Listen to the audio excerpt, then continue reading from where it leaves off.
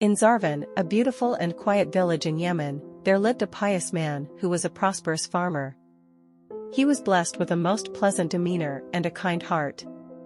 He was also the fairest and most generous man in the village.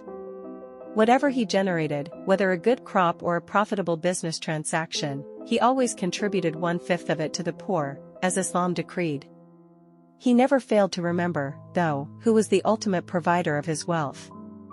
The farmer's home, because of his charity and benevolence, had become a safe house for many who were down on their luck. Penniless Sufi dervishes lived there from time to time, as well as travelers who had nowhere else to stay when they passed through Zarvan. Additionally, the village's poorest residents would come and go regularly when they were in need.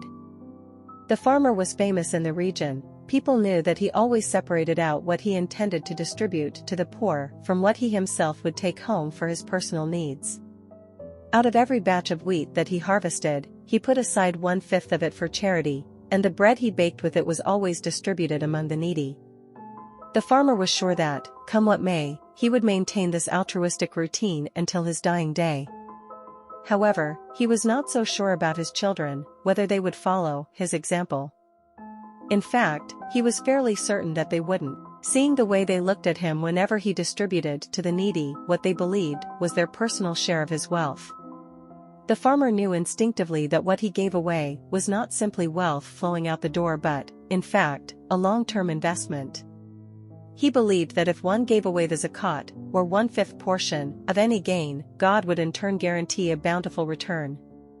He was certain that sowing his seeds, tending to his fields and crops every year, and working hard at his livelihood were merely abilities that had been gifted to him, and that the true provider of life was only God. He advised his children regularly to continue his ways, but he knew that they were against him and would never do as he wished. When it came to his children, he was merely sowing seeds in a salt field.